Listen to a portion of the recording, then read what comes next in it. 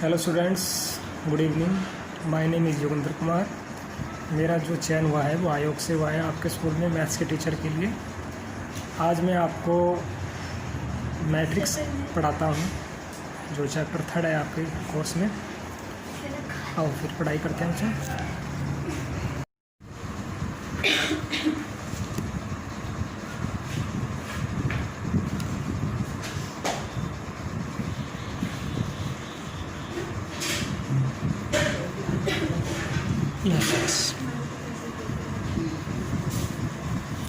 Matrix क्या होता है, पहले बात पता कर लेते हैं। मैट्रिक्स होता है अरेंजमेंट्स हम कुछ वस्तुओं का या कुछ नंबर्स का अगर आप अरेंजमेंट्स करें in row and columns. Row and column means these line are called row, these line are called row, such type lines are called columns.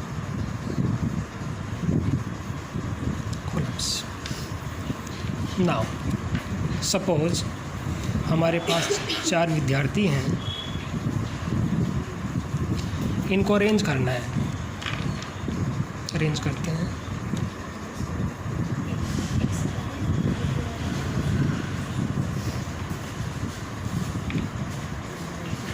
Other way दूसरा तरीका भी हो सकता है अरेंज करने का।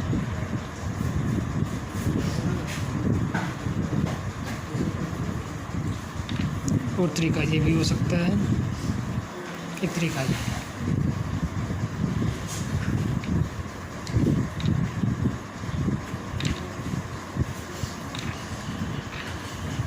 These are called matrix R1, R2, C1, C2,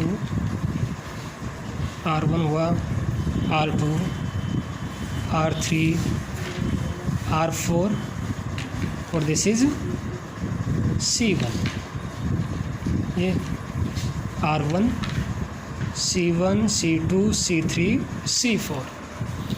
तो arrangement of some numbers, some articles या कुछ वस्तुओं को अगर आप रो और कॉलम में व्यवस्थित करते हैं और किस फॉर्म में रिप्रेजेंट करते हैं, आयताकार फॉर्म में प्रदर्शित करते हैं, इसे बोलते हैं आप व्यू बोलते हैं इसको, या फिर मैट्रिक्स बोलते हैं।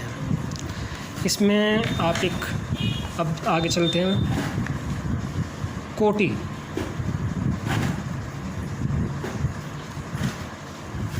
या ऑर्डर ऑफ मैट्रिक्स के ऑर्डर को पता कर लेते हैं। जरा एक फॉर्मूला RC, रामचंद्र की जय।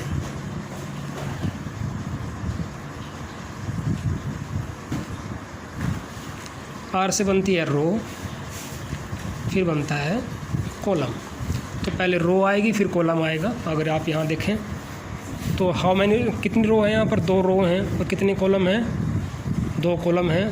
तो 2/2, सो क्रॉस नहीं बोलते, क्या बोलते हैं इसको, 2/2। ओके स्टूडेंट्स, तो इसका ऑर्डर क्या हो गया, कोटि क्या हो गई, 2/2 हो गई। इसकी पहले रो कितनी है, रो 4 हो गई, कॉलम कितने हैं, 1 हो गया। तो ऑर्डर कितना हो गया इसका, 4/1। कैसे पढ़ते हैं इसको, 4/1। पढ़ने का जो तरीका रहेगा 4/1, इसे कैसे पढ़ेंगे, 2/1। ठीक है स्टूडेंट्स, इसका क्या होना चाहिए भाई, इसका ऑर्डर क्या होना चाहिए, पहले रो फिर कॉलम। कितने रो हैं, 1 रो है, कॉलम कितने हैं, 4 हैं। तो कितना ऑर्डर होगा इसका, 1/4। तो इस तरीके से हम मैट्रिक्स की कोटि भी निकाल सकते हैं, जिसे इंग्लिश में ऑर्डर बोलते हैं। अब बात कर लेते हैं types of matrix.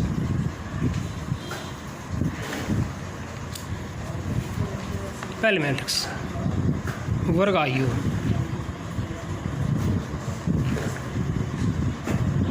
Square matrix. Square matrix 2 4 3 6 2 1 3 4 5 6 7 8 9। इसमें आप देखो रो और कॉलम, 2 रो हैं और 2 ही कॉलम हैं, 3 रो हैं 3 कॉलम हैं। अगर रो और कॉलम बराबर हो, रो और कॉलम बराबर होते हैं, उसे क्या बोलते हैं? वर्गायु या स्क्वायर मैट्रिक्स उसे बोलते हैं। अगर रो और कॉलम क्या हो जाएं? इक्वल हो जाएं। दूसरा, आगे बढ़ते हैं। दूसरा जो पार्ट है वो है एकांक आयु, उसे बोलते हैं आइडेंटिटी मैट्रिक्स। जो एकांक आयु होता है वो भी क्या होता है? स्क्वायर मैट्रिक्स होता है। उसमें कुछ खास होते हैं, 1 0 0 0 1 0 0 0 1। यह विकर्ण, विकर्ण के जो अवयव हैं वे 1 रहेंगे, बाकी सब 0 रहेगा। तो इस तरह का जो आयु होगा उसे क्या बोलते हैं? एकांक आयु बोलते हैं या फिर आइडेंटिटी मैट्रिक्स बोलते हैं। विकर्ण के जो अवयव होंगे या एलिमेंट होंगे वे क्या होंगे? 1 1 होंगे, बाकी सब क्या होंगे? 0 होंगे। तो पहला क्या हो गया? Square matrix. दूसरा क्या हो गया? Identity matrix. अब पढ़ते हैं रो मैट्रिक्स या पंक्ति आयु। 2 4 6 3 4। How many row? ऑर्डर क्या है इसका? ऑर्डर क्या रहेगा? 1 4 8 इसका ऑर्डर रहेगा। हाउ मेनी रो कितनी है इसमें? 1 है। और कॉलम कितने हैं? 3। ये पंक्ति 1 है, कॉलम 2 है। तो जिसमें पंक्ति 1 होती है, एक पंक्ति वाले जितने भी मैट्रिक्स होते हैं उसे बोलते हैं रो मैट्रिक्स या फिर पंक्ति आयु। एक रो वाले, जिसमें एक रो होती है, जिसमें भी एक रो होगी उसे क्या कहेंगे? पंक्ति आयु कहेंगे। आगे बढ़ते हैं। स्तंभ,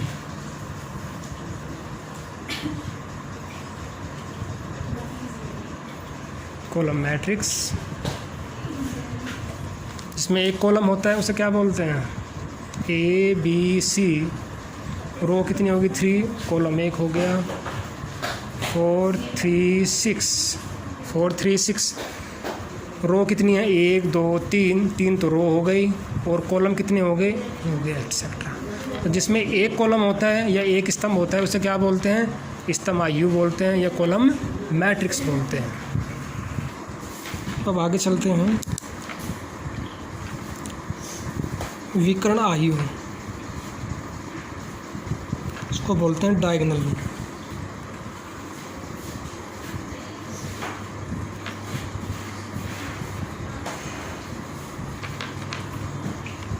डायगोनल मैट्रिक्स 2 0 3 0।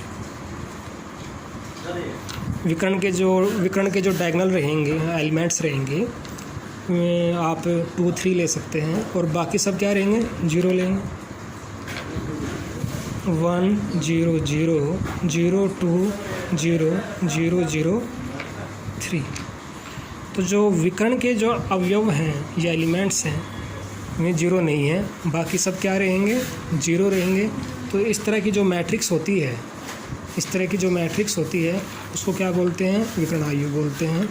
अगर ये सभी एलिमेंट सेम हो जाएं, ये भी 2 है और ये भी 2 हो जाए, ये आपका 3 3 3, तो इसको बोलते हैं स्केलर या अदिश आयु कहते हैं। इसको अदिश आयु भी कहते हैं। मैं आप एग्जांपल ले लेता हूँ।